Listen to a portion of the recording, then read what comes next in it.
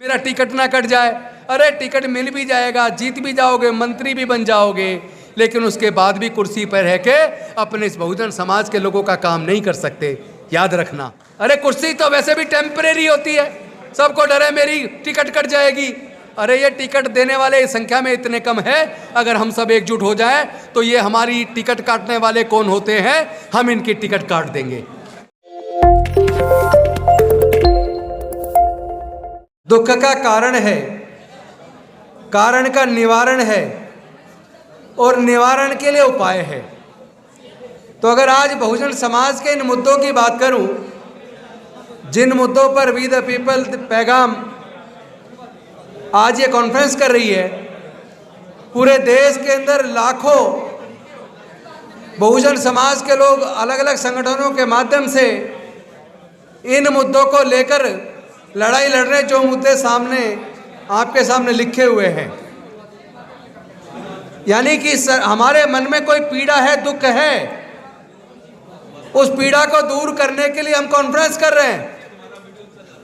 लेकिन वो पीड़ा जो है, उस पीड़ा के कुछ कारण हैं और उस कारण के लिए कुछ निवारण है। उस निवारण में सबसे बड़ा निवारण तो हमारे अंदर पल रहा अहंकार। हम बहुजन समाज के लाखों संगठन अनुसूचित जाति, जनजाति, पिछड़े वर्गों के और माइनॉरिटीज के लाखों संगठन चल रहे हैं, लेकिन ये लाखों संगठन मुद्दों पर भी एकजुट नहीं हो सकते। चुनाव जीतना तो दूर की बात है, चूंकि जो हम मांग रहे हैं सरकार से, हम जातिगत जनगणना की बात कर रहे हैं कि जातिगत जनगणना होनी चाहिए, जिसकी जितनी संख्या भारी उसकी उतनी हिस्सेदारी होनी चाहिए, सरकारी ठेकों में हिस्सेदारी होनी चाहिए।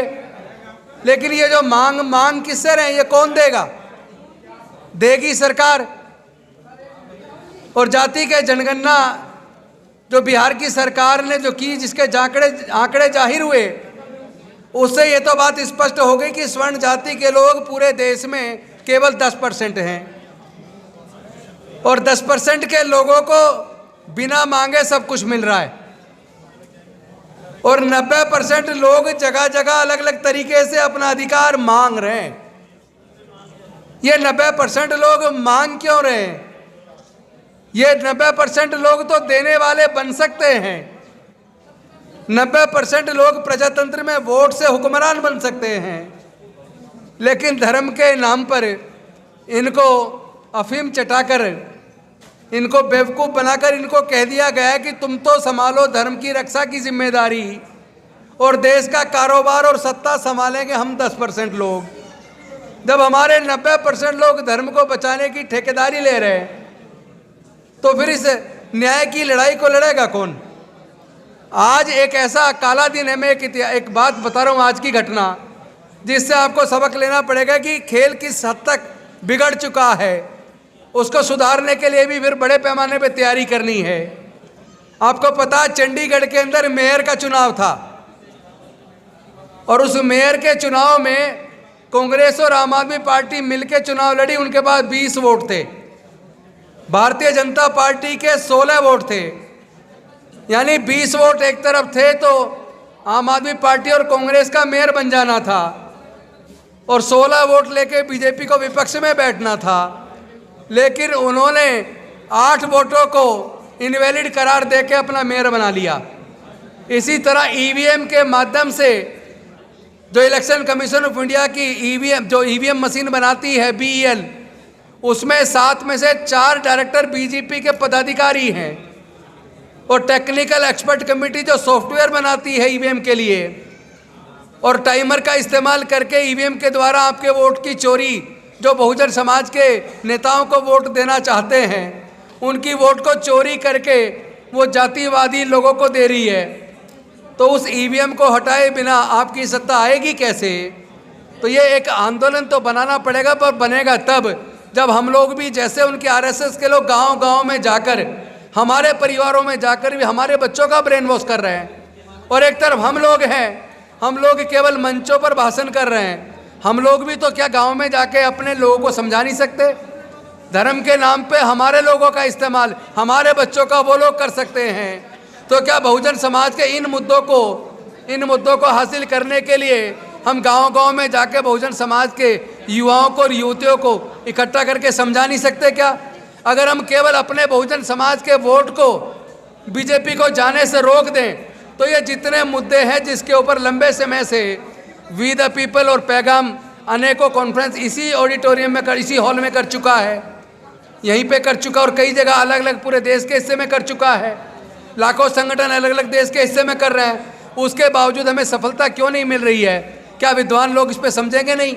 अभी लक्ष्मण यादव बोल के गए, मार्गदर्शन तो उन्होंने कर दिया, रतनलाल भी कर देंगे, इससे पहले झल्ली जी भी कर चुके, लेकिन मार्गदर्शन तो हम वर्षों से कर रहे हैं। आप हमें बुलाते हो, हम मार्गदर्शन करते हैं, करके चले जाते हैं, इसको जमीन पे कब उतारेंगे?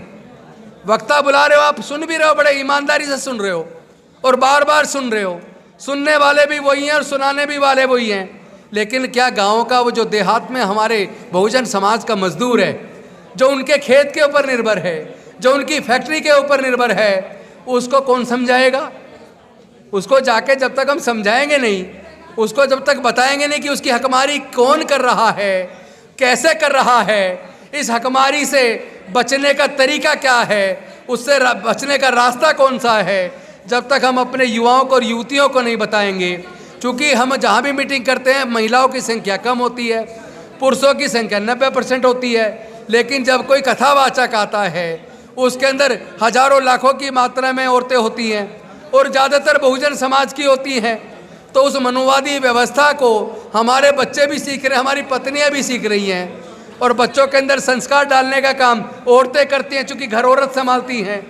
लेकिन हमारा पुरुष एक दूसरे को भाषण दे रहा, मार्गदर्शन कर रहा है, अपने घर में बैठकर अपनी पत्नी का, बेटी का, बेटे का, अपने बच्चों का मार्गदर्शन नहीं कर रहा है, अपने बच्चों को उस धर्म की अफीम से बाहर नहीं निकाल रहा है, अपने बच्चों को जागरूक नहीं कर रहा है, और छोटी छोटी कुर्सियों की लड़ाई में हम लड़ रहे हैं। एमएलए बन जाए, काउंसलर बन जाए, मेरा टिकट ना कट जाए। अरे टिकट मिल भी जाएगा, जीत भी जाओगे, मंत्री भी बन जाओगे, लेकिन उसके बाद भी कुर्सी पर रह के अपने इस बहुजन समाज के लोगों का काम नहीं कर सकते, याद रखना। अरे कुर्सी तो वैसे भी टेम्परेरी होती है, सबको डर है मेरी टिकट कट जाएगी।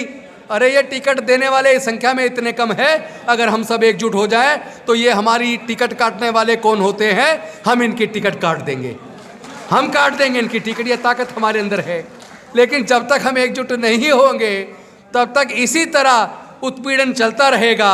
शिक्षा महंगी करके हमारे लोगों से वो शिक्षा छीन चुके हैं, सार्वजनिक उपक्रमों को बेचकर सरकारी नौकरी छीन चुके हैं, और हमारे पास बोलने की ताकत तो पढ़ाई से ही आई थी, नौकरी से आई थी, दोबारा से हमारी जुबान बंद कर दी गई हैं।